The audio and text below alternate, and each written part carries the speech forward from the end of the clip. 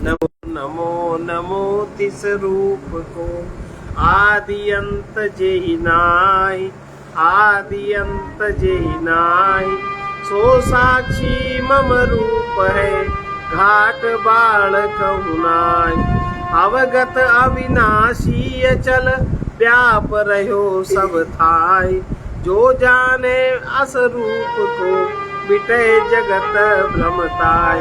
अखंड मंडलाकारं व्याप्तं येन चराचरं तत्पदं दर्शितं येन तस्मै श्री गुरुवे नमः। आज हम लोग अवधूत गीता का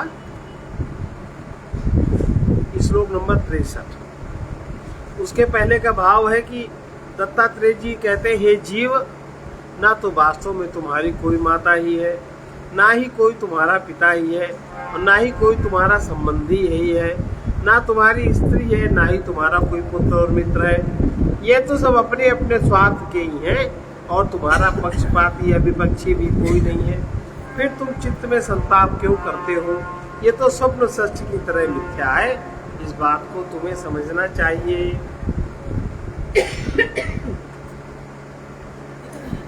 दिवानक्तं न ते चित्ते, जोर से बोलो, जोर से। दिवानक्तं न ते चित्ते, उदयास्तमौ नहीं, उदयास्तमयौ नहीं, उदयास्तमयौ नहीं। विदेहस्य शरीरत्वं, विदेहस्य शरीरत्वं कल्पयन्ति कथं बुधा, कल्पयन्ति कथं। दिवानक्तं न ते चित्ते, दिवानक्तं न चित्ते, उदयास्तमयौ नहीं, उदयास्तमयौ नहीं। विदेहस्य शरीरत्वं, विदेहस्य शरीरत्वं कल्पयन्ति कथं बुधा, कल्पयन्ति कथं बुधा। हे शिष्य, तुम हो, तुम्हारे स्वयं में, तुम्हारे होने में, तुम्हारे चेतन तत्व में, तुम्हारे होने में, भाई जो कुछ भी है सब तुम्हारे आसपास है।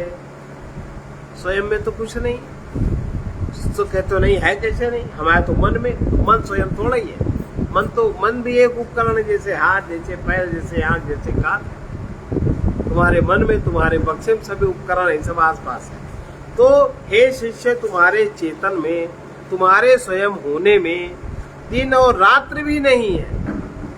तुम हो, तुम्हारे में दिन और रात्रि भी नहीं है। दिन और रात्रि एक भौगोलिक परिस्थिति है। तुम ज्यों के त्यों हो, परिस्थिति आती है जाती है, आती है जाती है। अब तुम्हें अगर उसको देखना आ जाए तो तुम दुख से मुक्त हो सकते हो, और जब तुम परिस्थिति के साथ मन में बैठ करके उधर ही भागने लगते हो तो तुम दुखी होते हो। दुखी होने मतलब क्या? मन के घोड़े में जहां बैठे और मन को खींच रहे हैं इंद्रियां, 10 घोड़े मन को खींच रहे हैं, और जो मन की लगाम, जो लगाम है, लगाम जो पकड़े बुद्धि, और वो जिधर घोड़े खींच रहे हैं उधर ही बुद्धि भी जा रही है इंद्रियों में। तो उलट पलट जहां तुम बैठे हो, वो गड्ढा गुड्ढी उलट पलट सब हुआ जा रहा है, तुम्हारी सब दुर्दशा हो जा रही है। इसलिए इस बात को समझो कि तुम्हारे चेतन में, तुम्हारे स्वयं होने में, तुम्हारे में दिन और रात्रि भी नहीं। ये एक भौगोलिक घटना है। और उदय और अस्त भी नहीं है। ये तुम्हारा अभी उदय हुआ फिर तुम्हारा अस्त हो गया ना, सूर्य की तरह कि पृथ्वी उधर घूम रही है, वो भी कुछ नहीं है। देह से रहित का, तुम देह से रहित हो, शरीर बुद्धिमान। देह से जो रहित है वो शरीर है, ये कल्पना बुद्धिमान नहीं करते। ये मूढ़ों की कल्पना है, मूर्खों की कल्पना है, जड़ कामियों की कल्पना है। जो देह से रहित है वो अपने को देह के सहित मान रहा है, कोई बुद्धिमानी की बात है। यह देख करके नहीं देख रहा है, यह मन करके नहीं देख रहा है। ये सब हमसे भिन्न है, ये सब है। हम यहाँ, हमारी चेतना इस देह में प्रकट हुई है, तो इस देह के अंतर्गत की सारी व्यवस्थाएं हैं, पर हम तो शरीर रहित ही हैं। इस बात को समझना बहुत जरूरी है। अगर इस बात को नहीं समझा तो धन तुम्हारी रक्षा नहीं कर सकता, परिवार तुम्हारी रक्षा नहीं कर सकता, तुम्हारी अहंकार तुम्हारी रक्षा नहीं कर सकता, न कोई देह की रक्षा कर सकता है। अगर देह की भी रक्षा हो सकती है, अगर देह का भी सत्व स्थिर रखना हो, तो तुम्हें स्वयं को इस बात को जानना पड़ेगा। तभी तुम्हारा अनंत ऊर्जा से संबंध बनेगा। तब अनंत ऊर्जा के कारण तुम इसमें कुछ भी परिवर्तन कर सकते हो, नहीं तो नहीं कर सकते। अब तुम अगर उसी में शीशा में जो छाया दिखी तुम उसमें बुढ़ी मुड़ी हो गए, तो छाया तो नहीं दिख रही है, छाया तुम ही बन गए, तुम अलग रहे नहीं। और करे छाया है, छाया तो झूठ है। अब झूठ में तुम अपने मान के मरते जीते रहो। कहते तुम्हारे पास बहुत सारा धन है, धन बचा लेगा, कहाँ बचा पाता है? धन बचा पाता है? धन अगर बचा पाता होता, इतने बड़े धनी मर गए, टाटा मर गए, बिरला मर गए, प्रधानमंत्री मर गए, राष्ट्रपति मर गए, आगे मरने वाले हैं। अरे और तो आओ, अभी जरा सा फ्लाइट उड़ा है, एक्सीडेंट हुआ गया, तब न कोई बचा सकता। बड़ा प्रधानमंत्री है देश का, उसके 10 गार्ड वार्ड सहित मार दिए जाते हैं। होता है कि नहीं? जो तुम्हारे रक्षक है वो भी नहीं बच सकते। केवल एक सत्य तुम्हें बचा सकता है कि जो देह से रहित स्वयं सत्ता है, तुम्हारी चेतन सत्ता है, तुम्हारा होनापना है, जो देह से रहित है। इस बात को आप समझ लीजिए, जान लीजिए, और अंत में आप इसको देख लीजिए कि ऐसा ही है, ऐसा ही है। आप इसको देख लीजिए और 24 घंटे में देख लीजिए, 24 घंटे में चीज दिखाई पड़ती है। अब तुम अगर बेहोश बने रहो, मदहोश बने रहो, ओढ़े रहो अनेक तरह की चादरें, तो भैया ओढ़े रहो कि कोई तुम्हारी सहायता नहीं कर सकता, कोई भी सहायता नहीं कर सकता। तो सुने, हे जीव, तुम्हारे चेतन स्वरूप में दिन और रात्रि नहीं है, उदय और अस्त भाव भी उसमें नहीं है, क्योंकि वो सदैव एक रस जीव का त्यों रहता है।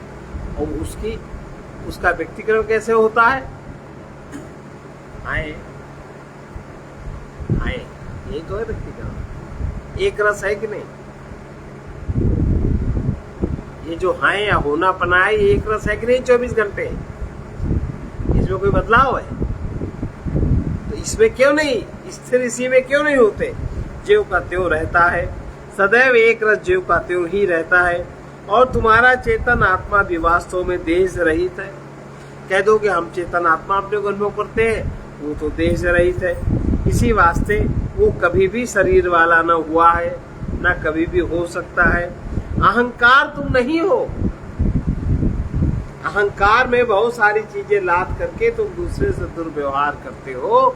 कहीं तुम मकान को अपना मानते हो, कहीं धन को अपना मानते हो, कहीं परिवार को अपना मानते हो। सब मेरा मेरा मेरा, तुम्हारा तुम्हारा नहीं, बेईमानी कर करके बैठे हो। लेकिन ये असली बात नहीं है। असली बात है कि शरीर वाला भी तुम कदापि नहीं हो सकते। तब फिर विद्वान लोग उसमें शरीर की कल्पना नहीं करते। विद्वान लोग शरीर की कल्पना नहीं करते, वो तो कदापि नहीं करते। ये मूढ़ों का सिद्धांत है कि हम देह हैं।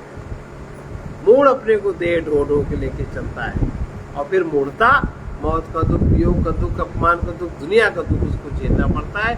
उसका जिम्मेदार और कोई नहीं है, आप स्वयं। ये दत्तात्रेय जी महाराज।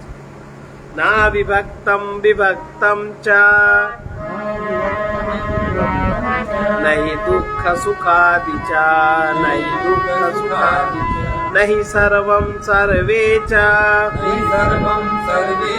च विद्धि चात्मानम् अव्ययम्, च विद्धि चात्मानम् अव्ययम्। ना विभक्तम विभक्तम च, नहीं दुख सुखादि च, नहीं दुख सुखादि च, नहीं सर्वं सर्वे च, विद्धि चात्मानम् अव्ययम्, विद्धि चात्मानम् अव्ययम्। दत्तात्रेय जी कहते हैं कि तुम्हारे स्वयं में कोई विभाग नहीं कि तुम्हारा आत्मा अलग है, तुम्हारा आत्मा अलग, तुम्हारा आत्मा अलग। शरीर को देख करके शरीर के अनुसार हम लोग हर तरह की व्यवस्था करते हैं। लेकिन ये दो सत्ताएं तुम्हारे साथ है, एक का रास्ता ये, एक का रास्ता ये। अब दो सत्ताओं में आप किसको वर्ण करते हो? तत्सवितुः वरेण्यम कि तत् असवितुः वरेण्यम। आप ऐसी बुद्धि का वर्ण करते हो जिस बुद्धि में स्वयं सत्ता जागृत है, उसका वर्ण करते हो, कि जहां जड़ सत्ता हावी उसका वर्ण करते हो? बोलो।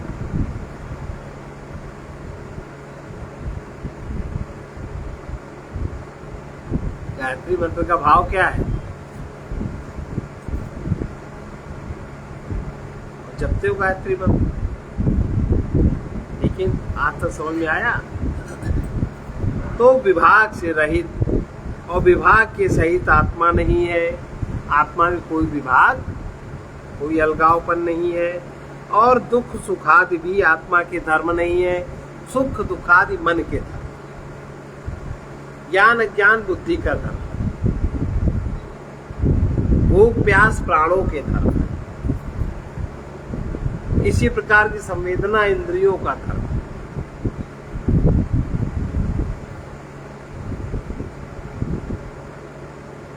तो ये जो सुख दुखादि भी आत्मा के धर्म नहीं है। और सर्वरूपता, असर्वरूपता भी, एक है जो सर्वरूप है वो भी ठीक नहीं है, असर्वरूप है वो भी ठीक नहीं। कोई भी शब्द ठीक नहीं है, केवल अनुभव ठीक है। और आत्मा को नाश से रहित तुम जानो। आत्मा माने जो स्वयं है वो कभी नष्ट नहीं होता, तो क्यों नहीं अविनाशी का वर्ण करते हो? जीवन में अविनाशी को श्वास से क्यों नहीं जोड़ा अभी तक? कितने गुरु मंत्र जप डाले, कितनों को गुरु मान डाला, और अपने को अविनाशी से नहीं जोड़ा।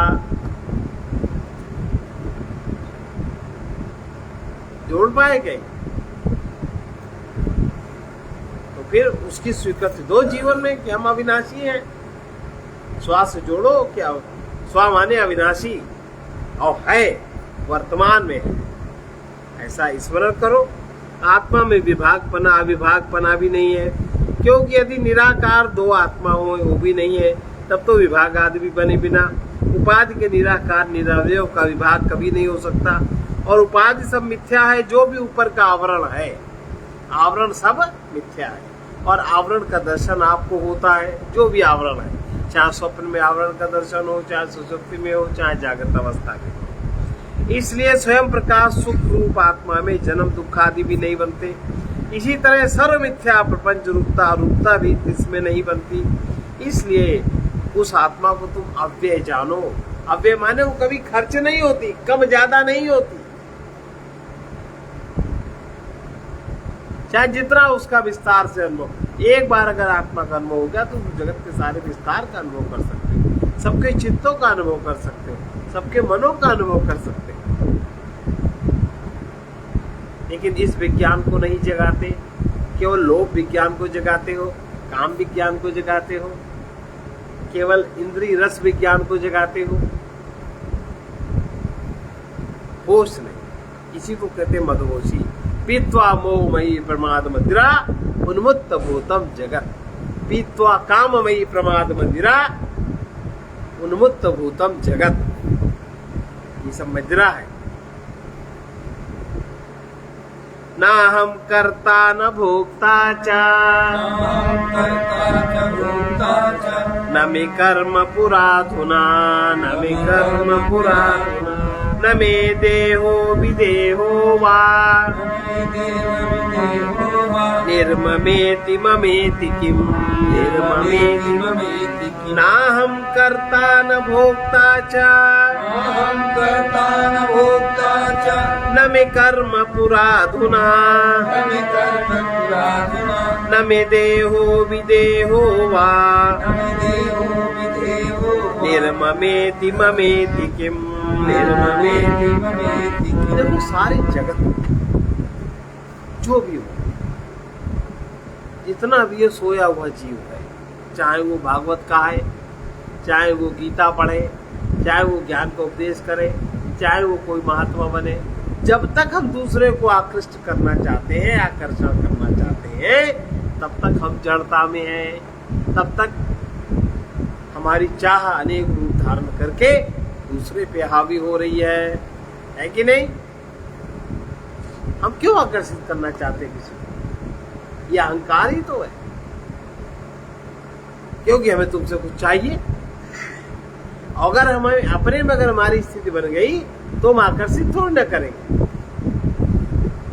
तब तो जो भी आएगा जाएगा सब देखेंगे, भाई आएगा जाएगा तो वही प्रारब्ध है, तो शरीर है, और शरीर जब तक है तब तक प्रारब्ध है, प्रारब्ध है तब तक परमात्मा से जो डायरेक्ट लिंकेड है उसके ऊपर परमात्मा की कृपा है। 4 लोग उसकी कृपा को अनुभव करते हैं। जो उसके सन्निधि में आएगा उस पर कृपा होगी, उसका अंतर जागृत अंतर चेत उसके जागृत हो जाएंगे। उसमें कुछ करेगा थोड़ी ना भाई। आग यहाँ जल रही है, आग जल रही है, बस आग में लकड़ी तुमने डाल दी, जिसमें आग है वो तुमने डाल दी। तो किसी महात्मा से, किसी सत्पुरुष से आपके अंदर की जो लकड़ी है, श्रद्धा रूपी लकड़ी, आपने उसमें जोड़ दी, आपने उसमें श्रद्धा बना दी। वहां लकड़ी, वहां अग्नि जल उठी। अब अग्नि जल उठी तो उसके 2 फीट दूर तक बैठो, आंच लगेगी कि नहीं? जितनी आंच तेज जलेगी, जितनी आप श्रद्धा प्रेम उसके प्रति रखोगे, उतनी उसमें आंच तेज होगी, उतना उससे आप प्रभावित होगे। तो जो आपको सर्दी का गुण है, जड़ता का गुण है, वो अपने आप ही अंग शरीर के खुलने लगेंगे। यानी वो कुछ करेगा थोड़ी ना, वो तो केवल तुम्हारे श्रद्धा का परिमाप है। आपका हृदय चक्र किस मात्रा में खुला, माने लकड़ी, माने उस ज्ञानी, उस महात्मा, उस ध्यानी के पास में उसी के तत्व का थोड़ा सा भाग लगा देना, वो पकड़ लेगा, जल उठेगा। वो जो उसके अंदर है वो दिखाई पड़ने लगेगा, तुम्हारी श्रद्धा के द्वारा दिखेगा। ऐसे कहाँ दिख रहा है? ऐसे कुछ नहीं दिखता। वो लकड़ी है, श्रद्धा और विश्वास लकड़ी है। वो लकड़ियां जहां तुमने उसके आसपास लगाई तो आप भरभर भरभर होने लगेगा, और उसके प्रभाव को आप स्वीकार करोगे, प्रभाव पे पड़ने लगेगा। तो अग्नि के स्पर्श से आप फिर कहाँ बच सकते हो? स्पर्श तो इंद्री करेगी, लेकिन उसको जलाना भी आपको पड़े। वो तो अपने आप में तो है, पर उसको प्रकट करने में आपको साधन बनना और बनाना पड़ेगा। नहीं, उसको तो जो मतलब होना था सो तो हो गया। अगर आपको लाभ चाहिए तो आप ऐसे करो। क्यों कोई आपको आकृष्ट करेगा? क्यों कोई आपसे दुनिया भर की बातें करेगा? क्यों कोई बोलेगा? नहीं बोलेगा ना। लेकिन दुनिया में सब जगह आकर्षण, आकर्षित हो, आकर्षित हो, आकर्षित हो। इसका मतलब सत्य का बोध किसी को, और जिसको सत्य का बोध होता है उसकी वृत्ति समाप्त हो जाती है। तो बस जो है जैसा है वैसा है। आप अगर उसमें लकड़ी डाल सकते हो तो उसका लाभ ले सकते हो। अगर आपकी लकड़ी न पड़ी तो लाभ आपको नहीं मिलने वाला। ये तो कह रहे न हम करता न भोक्ता चा, न मे कर्म पुराधुना, न मे देहो विदेहो वा निर्ममेत ममेत किम। मैं कर्मों का करता नहीं हूँ। जितने भी कर्म करता हूँ मैं नहीं करता, और उसके फलों का मैं भोगता भी नहीं। जो कर्म नहीं करेगा भोगेगा क्या? इसी भोग से बचाने के लिए भारतीय संस्कृति में जो आज्ञा पालन का विधान है, गुरु की आज्ञा पालन करिए, माता की आज्ञा पालन करिए, पिता की आज्ञा पालन करिए, आचार्य की आज्ञा पालन करिए, पति की आज्ञा में रहिए। तो जब आप किसी की आज्ञा में रहोगे तो जो भी आप कर्म करोगे उसका जिम्मेदार कौन? जो करवाएगा। आप जिम्मेदार? भाई लाठी अगर कोई कर्म करती, लाठी भी जिम्मेदार थोड़ी होती। जो हाथ चलाता है वो जिम्मेदार होता है। इसीलिए व्यर्थ के कर्मों से बचने के लिए आज्ञा पालन का विधान है, शरणागति का विधान है। और जब तक इस सिद्धांत को हम लोग नहीं समझते तब तक उसको व्यर्थ का समझते रहते हैं। भाई कोई बच्चा आपकी आज्ञा से काम कर रहा है तो जिम्मेदार कौन है? आप हो ना। बच्चे पे कोई संकट आता है तो आप निकल के खड़े होते हो कि नहीं? और जब ज्यादा होता तो कान पकड़ा, क्यों हमसे बिना पूछे तुमने क्यों किया? अब फंसो। ऐसे गुरु शिष्य में अगर गुरु की आज्ञा है आप पालन करो, उसको अक्षरशः पालन करो, तो उसके जिम्मेदार गुरु जी। सारी जिम्मेदारी जो मुझे जैसे बसता है मैं भी उसको वैसे ही बसता हूं। सारी जिम्मेदारी भगवान। जगत में जियो, भगवान की आज्ञा के अनुसार जियो। तो जिम्मेदारी किसकी? तब समझ में आएगा कि मैं कर्मों का कर्ता नहीं। अगर आप किसी की आज्ञा में चलते हो, अगर आपका सत्य से संबंध है, तो फिर आप कर्मों के कर्ता नहीं बन सकते। और जब कर्ता नहीं बनोगे तो भोक्ता भी नहीं बनोगे। फिर तो आपका योग क्षेम वहाम्याम, योग क्षेम अपने आप वहन होगा। मैं कर्मों का कर्ता नहीं हूँ, उनके फलों का भोक्ता भी मैं नहीं हूँ। मेरे कर्म पूर्व और अब, न पिछले और न अब मेरे कर्म नहीं है। मेरा देह भी नहीं है, क्योंकि कर्म के अनुसार देह बना। कर्म के अनुसार देह बना, जिस भाव से कर्म किया, जिस लक्ष्य से कर्म किया, उस लक्ष्य को हमारा कारण सहित हमारा चित्त हासिल करना चाहता है, देह बना। अब देह में तुम हो, अब जैसा भी कर्म हो। मैं देह से रहित भी नहीं हूँ। मैं देह तो नहीं हूँ, पर मैं देह से रहित नहीं हूँ।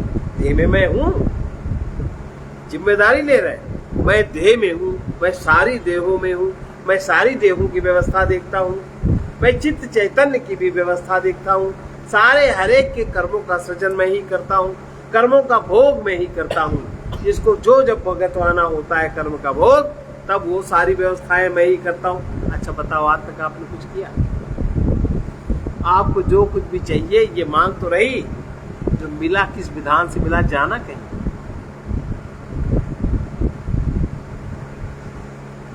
माध्यम उसका कोई भी बनाओ, है ना? ये सारी मैं ममता से रहित, ममता के सहित भी, ममता से रहित हूँ, मेरे में कोई ममता नहीं है। लेकिन जो ये सब विस्तार है, ममता के मैं सहित भी हूँ। ममता के द्वारा ही सबका सृजन होता है, ममता के द्वारा ही सबका पालन होता है, करुणा के द्वारा ही सबके प्रति दान होता है, दया के द्वारा ही हम दान कर पाते हैं। दान की वृत्ति की स्थिरता करुणा के द्वारा ही है। सत्य की कृपा दान में ही होती है, अदान में नहीं होती। जब आपके हाथ खुले हैं तब तो आप कुछ ले सकते हो, अगर मुट्ठी बंद है तो आप कुछ नहीं ले सकते, नहीं ले सकते ना। तो उसके द्वारा सारी व्यवस्था जो, तो मैं ममता के सहित भी हूँ, मैं ममता से रही तो ममता के सहित भी। फिर कैसे मैं हो सकता हूँ? आप समझिए, मैं कैसे हो सकता हूँ? सारा समझ में। दत्तात्रेय जी महाराज कहते हैं, ना तो मैं कर्मों, अब ऐसे कह दो, थोड़ा सा सुन लिया मैं कर्मों करता नहीं, वैसे थोड़ी ना बात बनती। अभी तुमने अहंकार को ही जाना नहीं, अहंकार कैसे कर्म करता है। अहंकार जिस घोड़े पे बैठा है, मन रूपी घोड़े पे बैठा है, घोड़े की चाल को समझो। घोड़े की चाल तो इंद्रियों की चाल से पता होगी, इंद्रियों की चाल तो जो इंद्रियों घोड़े के और उसकी जो रस्सी है उससे पता होगी, सारथी किधर ले जा रहा है उससे पता होगी। अभी तो कुछ पता ही नहीं है। अभी तो मन ने चाहा नहीं कि भाग लिए, मन ने चाह गया इसको भगाओ, इसको रखो, वैसे ही करने लगे। मन की जो कल्पना है, मन अपनी कल्पना के अनुसार भी जी रहा है। तो ये कह रहे हैं, मैं कर्मों का कर्ता नहीं हूँ और ना मैं उसके फलों का भोगता हूँ। जब करता नहीं हूँ तो मैं भोगता भी नहीं। जब अहंकार कर्म करेगा तो अहंकार भोगेगा, अहंकार जब कर्म नहीं करेगा तो क्या भोगेगा? नहीं भोगे ना।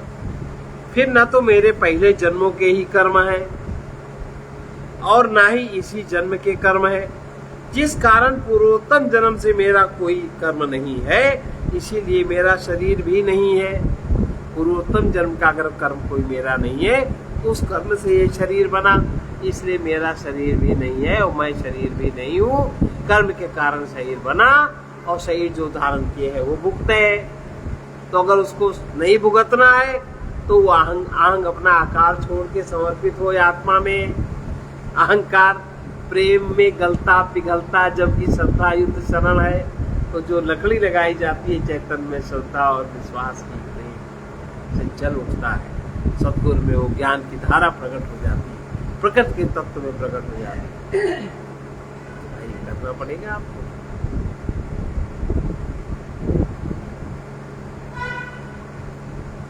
मैं विदेह अर्थात देह से रहित भी नहीं हूँ और मैं देह भी नहीं हूँ। देह नहीं हूँ पर मैं देह से रहित तो नहीं, देह में हूँ ना, देह सहित हूँ ना, मन के सहित हूँ ना, चित्त के सहित हूँ। सारा उपकरण मतलब सारा फैक्ट्री सारी मैं इस्तेमाल करता हूँ अपने से। और जिस दिन ये वासना छूट जाती है उसी दिन हमें ज्ञान हो जाता है कि मैं कौन।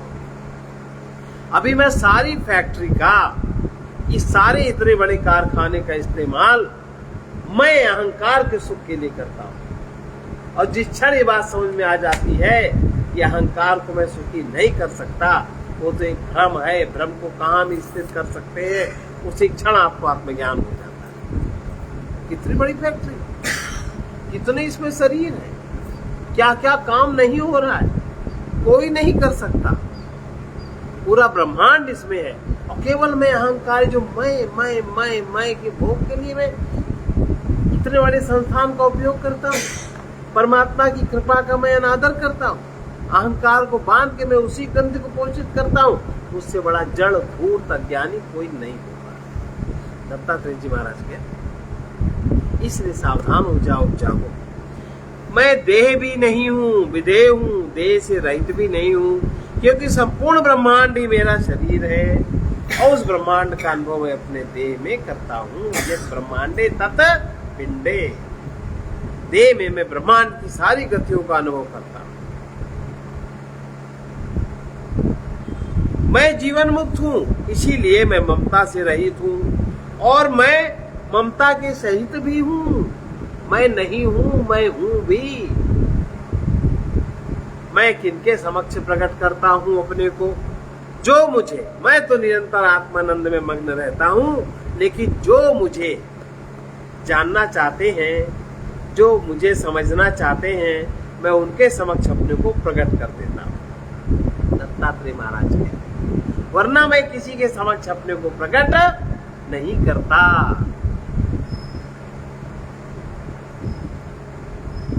न मेरा रागादि को दोषो, दुखम देहादिकम न मे दुखम देहादिकम, आत्मानं विद्धि मामेकम्, आत्मानं विद्धि मामेकम्, विशालं गगनोपमम्, विशालं गगनोपमम्, न मे रागादिको दोषो, रागादिको दोषो, दुःखं देहादिकं न मे दुःखं देहादिकं न मे, आत्मानं विद्धि मामेकम्, आत्मानं विद्धि मामेकम्, विशालं गगनोपमम्, विशालं गगनोपमम्। जो राग द्वेष है, द्वंद्व मेरे नहीं है, तो प्रकृति के गुण दोष है जो प्रकृति में रहेंगे और प्रकृति की जो क्रिया होगी वो सब होएगी उसी के द्वारा। हमारे में सब नहीं है। राग आदि दोष भी मेरे नहीं है और राग के कारण जो दुख होता है देह को, चाहे मानस देह हो, चाहे स्थूल देह हो, चाहे सूक्ष्म देह हो, चाहे कारण देह हो, चाहे भावात्मक देह हो, चाहे निर्वाण देह हो, किसी भी देह को अगर कुछ दुख होता है वो भी मेरा नहीं है, क्योंकि राग के कारण ही दुख होता है और राग मेरा है नहीं, मैं तो उससे अलग हूं। मुझको आत्मरूप और एक विस्तार वाला, मैं तो आत्मरूप हूं। अगर जानना ही चाहते हो, देखना चाहते हो तो लकड़ी लगा, अगर जानना चाहते हो बुद्धि से तो मुझको शून्य आकाश की तरह विशाल समझो, नहीं तो तुम नहीं समझ सकते।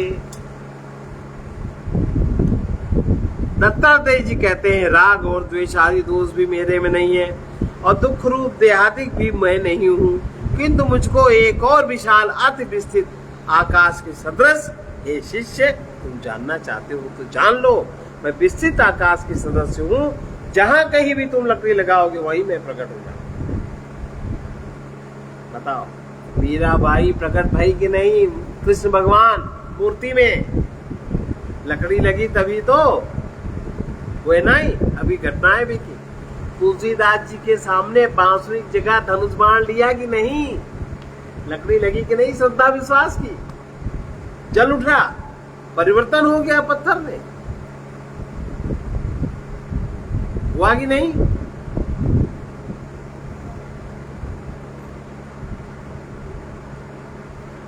जो वो महात्मा कौन तीर्थ पे जा रहे थे, क्या नाम उनका, क्या नाम था, कोई दास थे, तीर्थ में जा रहे झुंड के साथ साउथ से, और भी रास्ते में गधे वालों ने कोई गधा छोड़ दिया, वो प्यास से तड़प एकनाथ जी, संत एकनाथ जी, और गधा प्यास से तड़प रहा था, और सब गधे थे। वो जो था उसको उन्होंने देखा, उसमें भगवान विष्णु के दर्शन हुए। उन्होंने पहले तो उनको प्रणाम किया, और जो उनके पास गंगा जल था उसको पिला दिया। उसी में उनको भगवान विष्णु के दर्शन हो गए, भगवान के दर्शन हो गए। एकनाथ जी को वहीं से ज्ञान हो गया। बाकी सब तीर्थ में चले गए, वो अपन लौट गए। हुआ कि नहीं हुआ? तो ये आकाश के सदृश है शिष्य। अगर तुम्हें जानना है तो मुझको आकाश के सदृश जानो, इसके नीचे मुझको मत जानो। और बढ़िया है। सुखे मनः किम बहुजल्पितेन,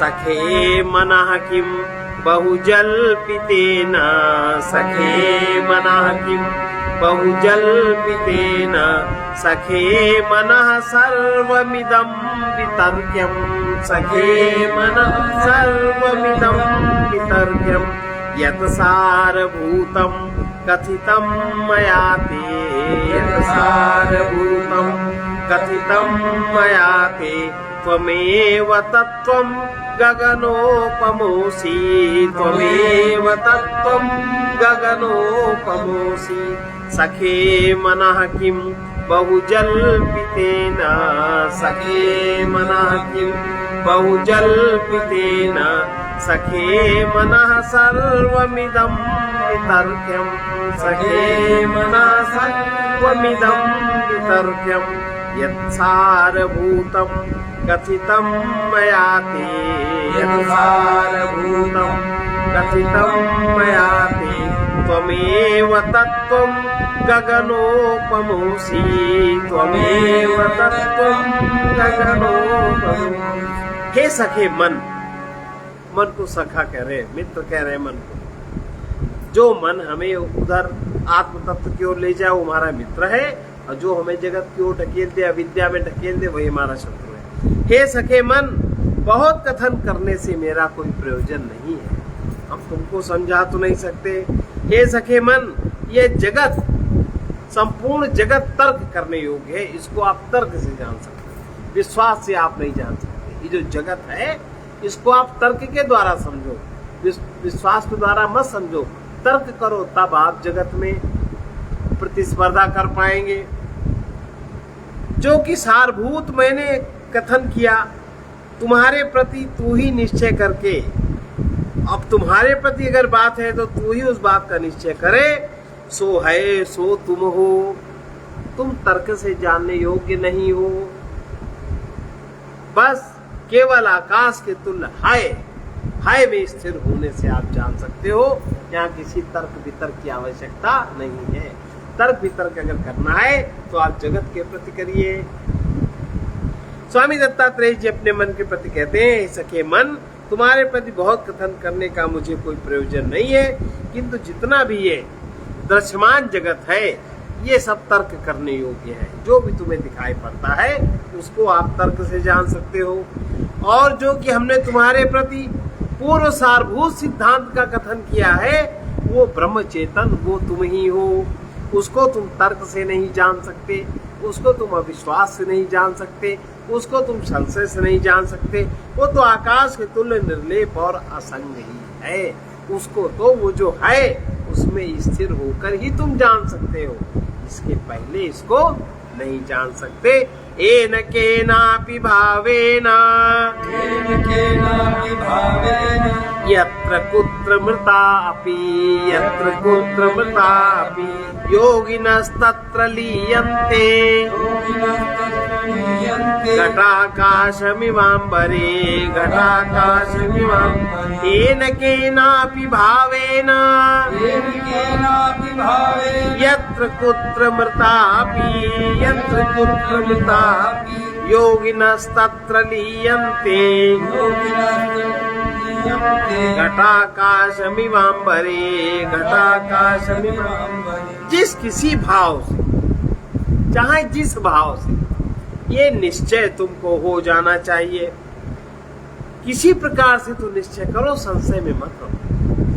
जहाँ जो भाव तुमको बढ़िया लगे, निश्चय करके जहाँ कहीं मरण को प्राप्त भी ज्ञानवान हो जाता है। जिस क्षण निश्चय बुद्धि में हो जाता है, उस क्षण अगर कोई मर भी रहा है तो भी वो ज्ञानवान हो जाता है। इसलिए अब तुम्हारे पास तो भी समय है, जीवन है, निश्चय करके जिस किसी भाव से निश्चय करके जहाँ कहीं मरण को प्राप्त भी ज्ञानवान उसी ब्रह्म में ही लीन हो जाते हैं। अगर उनका अंत समय में निश्चय हो जाता है तो भी वो उस ब्रह्म में लीन हो जाते हैं। घटाकाश के समान महाकाश लीन हो जाता है। इससे तुम उसको अभी अभी क्यों नहीं लीन करते? अभी भी तो वही बात है। दत्तात्रेय जी कहते हैं, ज्ञानवान पुरुष जिस किसी निमित्त से जहाँ कहीं भी प्राणों का त्याग भी कर देता है, उत्तम मध्यम आदि भूमियों में शरीर को भी छोड़ देता है, वही उसको ब्रह्म सत्ता अपने में समेट लेती है। या जिस क्षण उसको अंतकाल में जिसको भी ये निश्चय हो जाता है, उसी क्षण ब्रह्म सत्ता उसको अपने में समेट लेती है। लेकिन जो पहले से ज्ञानी, उनकी बात ही क्या है, फिर समेट लेती है। जैसे घट के फूट जाने पर घटाकाश महाकाश में लीन हो जाता है, चाहे जहां घड़ा रखा हो। बस ये निश्चय की बात है, निश्चय तो आपको ही करना है। तीर्थे चांत्य जगे हेवा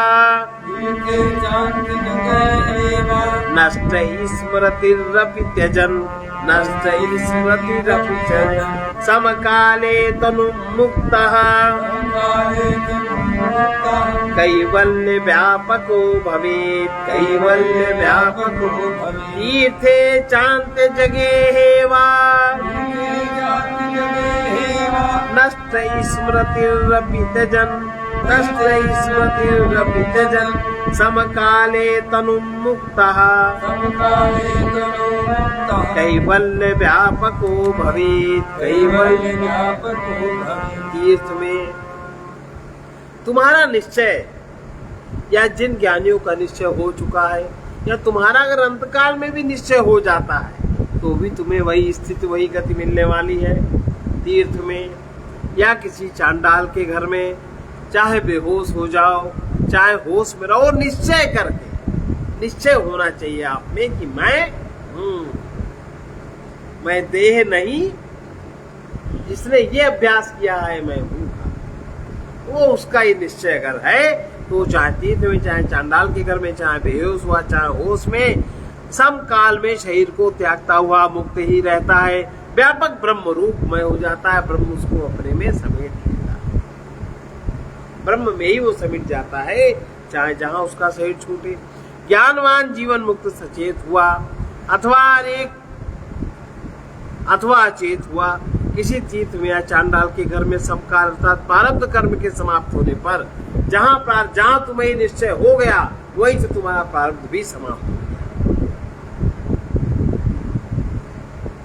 शरीर को त्याग कर मुक्त हुआ, मुक्त रूप भी व्यापक चेतन ब्रह्म में मिल जाता है, लोकांतर या देशांतर को प्राप्त नहीं हो जाता।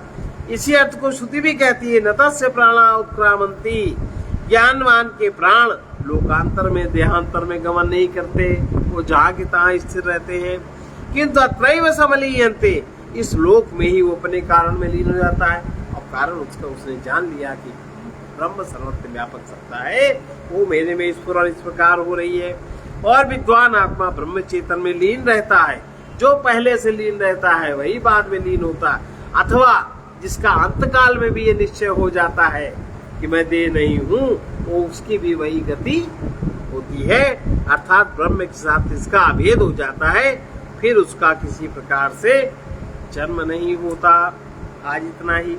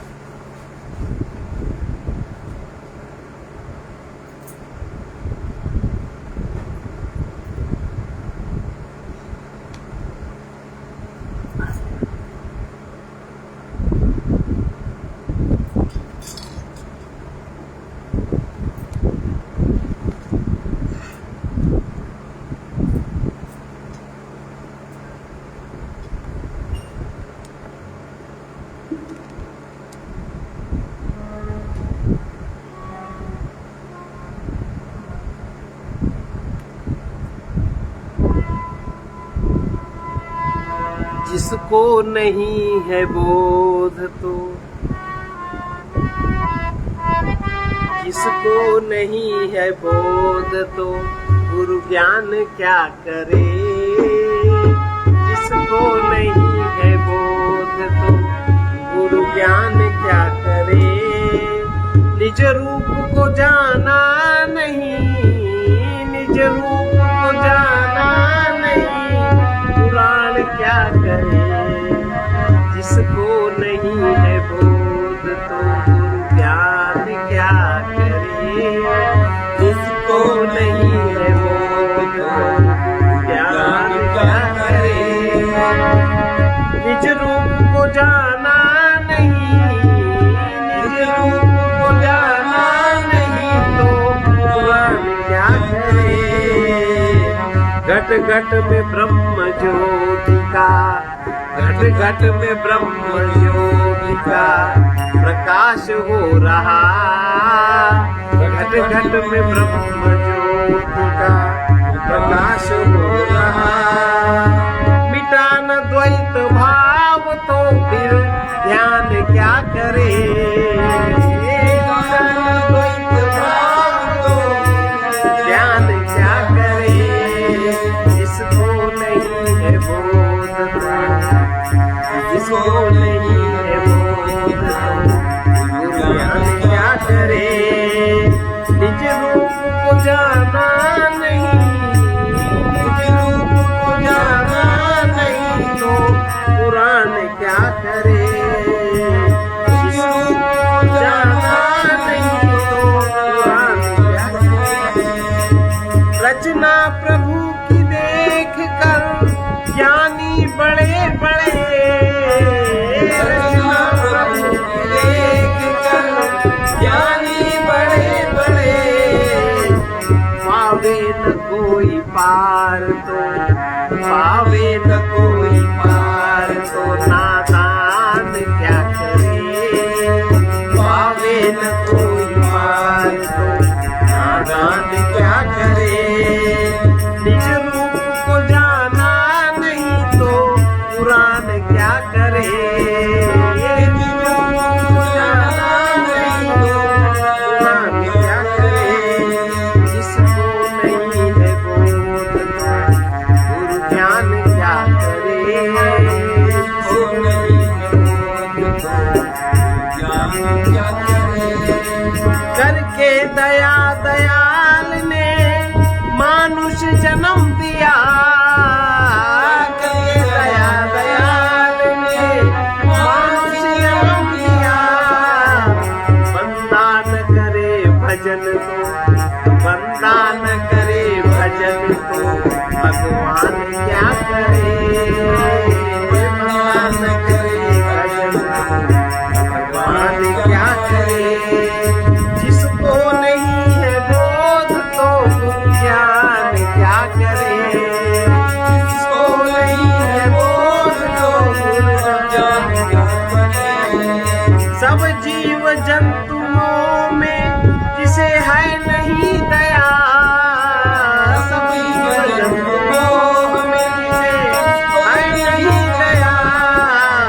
ब्रह्मानंद भरत नेम, ब्रह्मानंद भरत नेम पुण्य दान क्या करे। ब्रह्मानंद भरत नेम पुण्य दान क्या करे। इसको नहीं है बोध तो गुरु ज्ञान क्या करे। इसको नहीं है बोध तो गुरु ज्ञान क्या करे। इसको नहीं है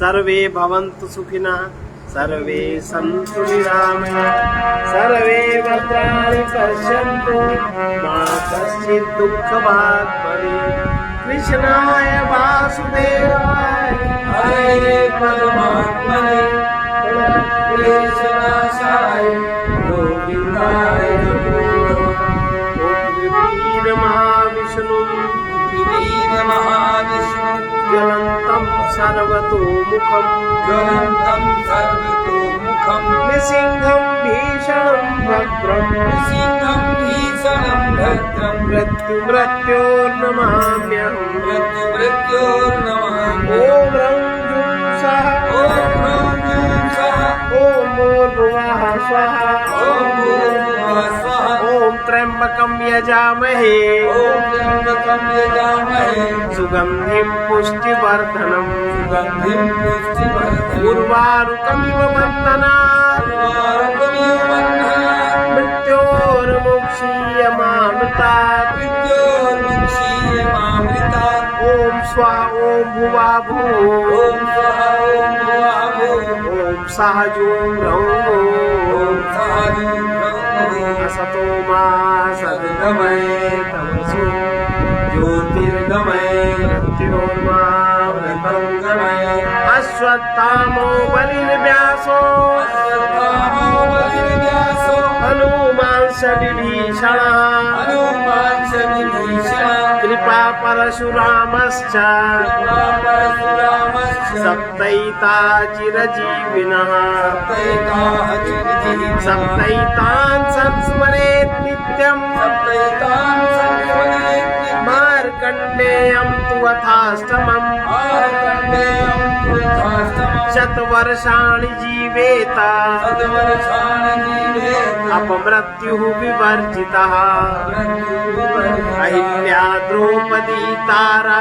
अहिल्या द्रौपदी तारा कुन्ती मन्दोदरी तथा कुन्तीमन्दोदरी तथा पञ्चकन्या स्मरेत् नित्यम् पञ्चकन्या स्मरेत् नित्यम् महापातकनाशनम् महापातकनाशनम् गङ्गे च यमुने चैव गङ्गे च यमुने चैव गोदावरी सरस्वती गोदावरी सरस्वती नर्मदे सिन्धु कावेरी नर्मदे सिन्धु कावेरी जलेऽस्मिन् सन्निधिं कुरु जलेऽस्मिन् सन्निधिं कुरु नाम संकीर्तनं यस्य नाम संकीर्तनं यस्य सर्वपापप्रणाशनम् सर्वपापप्रणाशनम् प्रणामो दुःखशमनस्तम् प्रणामो दुःखशमनस्तम् नमामि हरिं परम् नमामि हरिं परम् पूर्णमदः पूर्णमिदं पूर्णात् पूर्णमुदच्यते